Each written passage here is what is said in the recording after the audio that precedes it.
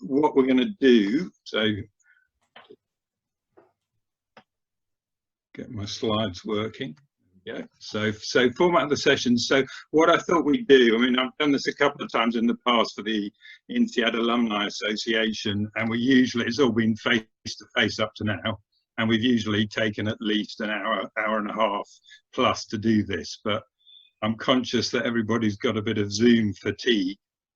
So the suggestion is we'll run this session for an hour till 6:30, but I'm quite happy to stick around for another half an hour afterwards up till 7.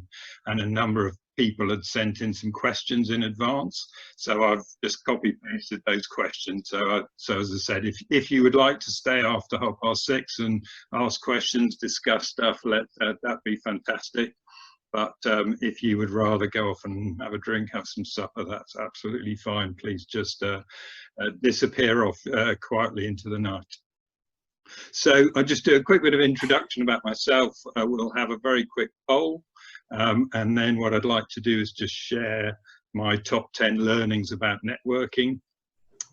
And then the best thing to do, rather than me talk for a whole hour, is let's put you all into breakout groups, probably about 6 per group, and just have maybe 15 minutes where you can chat a bit amongst yourselves and share your stories about what's worked for you in terms of networking during lockdown.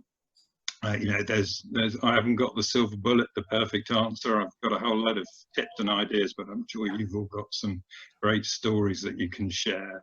And part of these things are for you all to network and meet each other as well.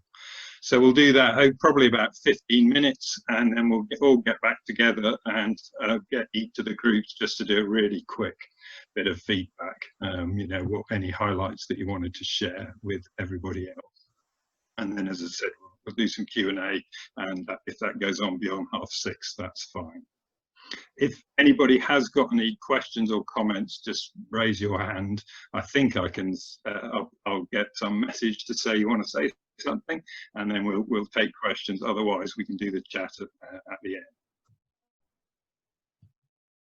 So, just to start off, a quick bit of background about myself and my work. One or two of you do know me, but not all. There's a lot of new names and faces. So my name's Neil Munz-Jones. I went to INSEAD. I was in the June 1991 promotion. So looking at all the participants today, I'm feeling a little bit on the older side.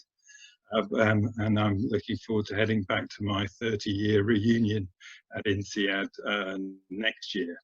I met my wife at INSEAD, so I think we were one of 8 couples who got together during INSEAD, so has extra special meaning for me, that a year in Fontainebleau. I've got 3 sons, and one of the benefits of lockdown for us have been that the two older sons are at university, have come back home for an extended stay. We've had a fantastic time all being together as a family again. So there's always silver linings in every cloud. And I live down in Hampshire on the south coast.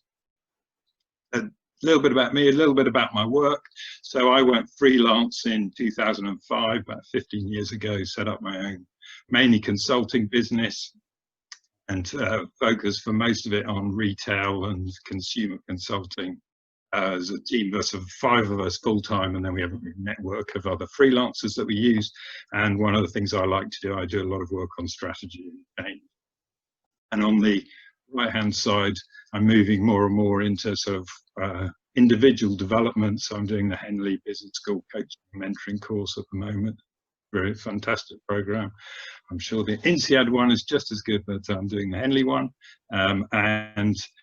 Given this talk, so I published The Reluctant Networker 10 years ago, and so I give talks about, you know, networking from a reluctant networker's perspective, and do those talks for companies, organizations, outplacements, and doing more and more now with students as well, so universities and sixth form colleges, to help students get into good habits when it comes to networking.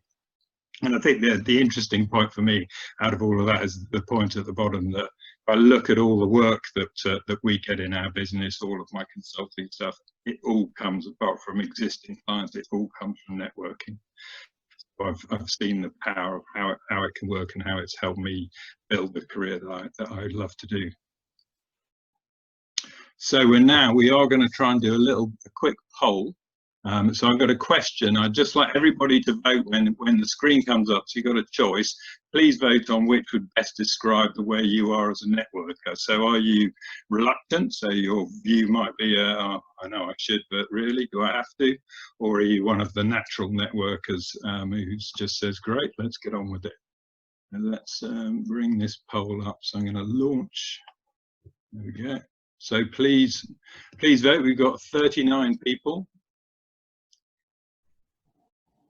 Look at this. 33, a few more.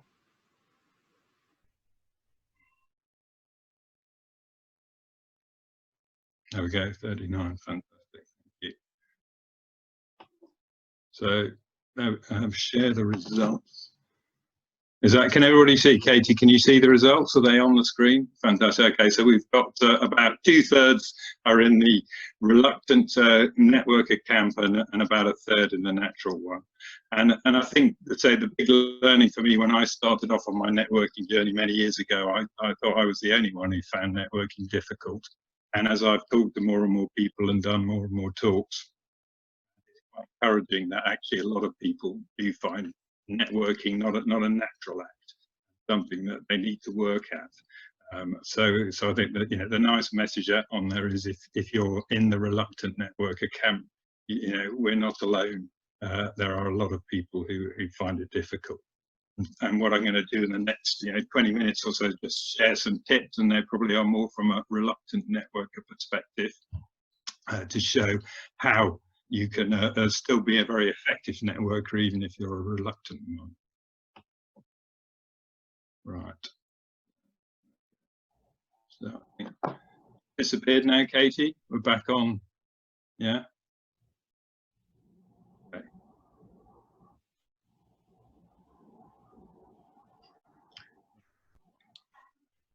Okay, so my top 10 learnings from the last 10 years since I published my book. So I think the first one I talk about is, say, start with the relationship, not with the transaction.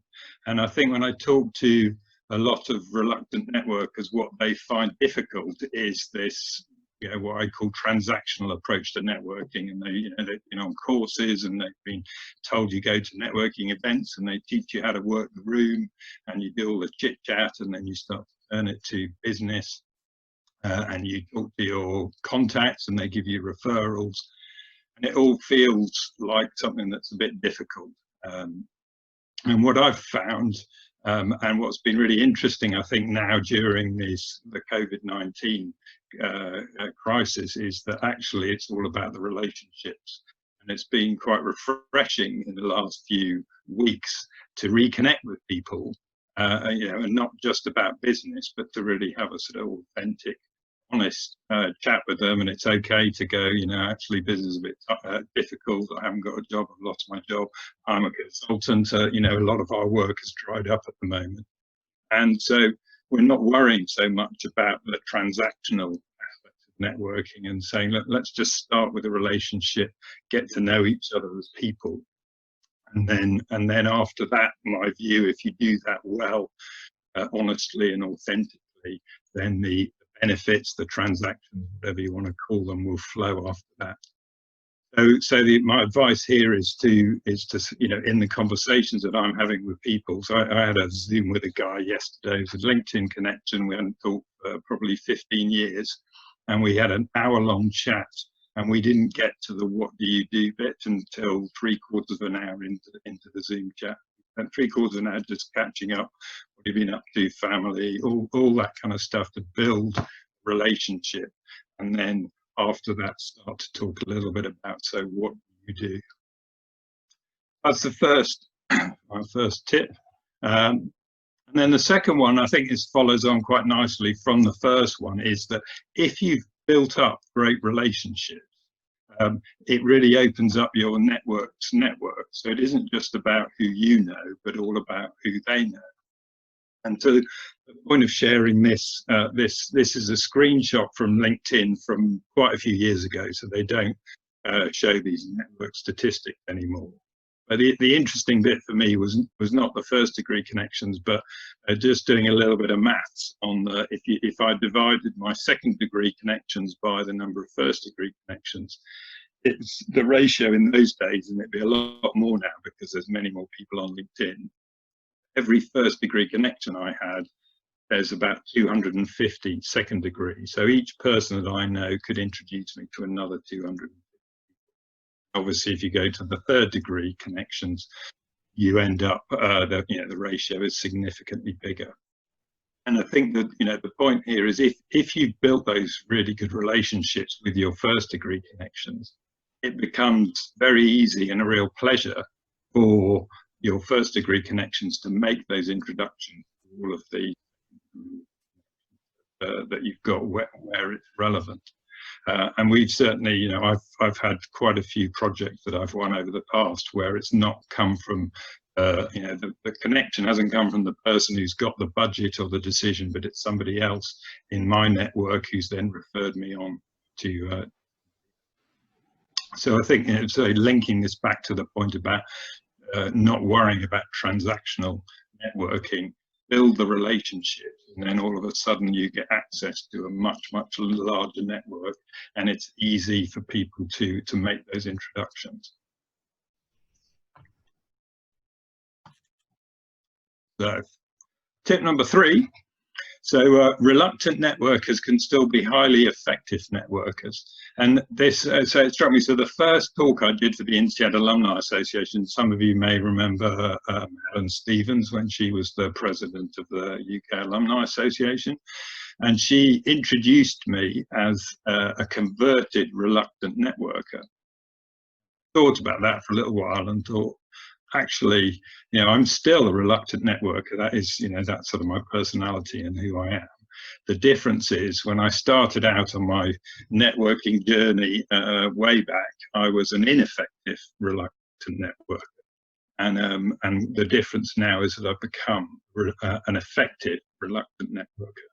And I think the point being, you don't, to become an effective networker, you don't have to undergo a fundamental personality transformation and suddenly love going to networking events, work in a room full of strangers, which people, if you're of a reluctant nature, find quite difficult. You can still be an incredibly effective network. And what struck me, so I did on the 10th anniversary of going freelance, I did an audit of every single project that me and my colleagues had done, all the way from half a day's work to several month-long projects. And we built a little Excel spreadsheet of who it was and how big. And the one column that I can remember that had the real insight was the column, how did you find the work?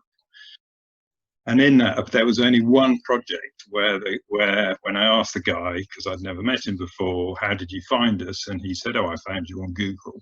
Every single other project, we could put the name of somebody in our network who had found us the work. And they either gave us the work or, back to the point before on the network, they referred us on to work.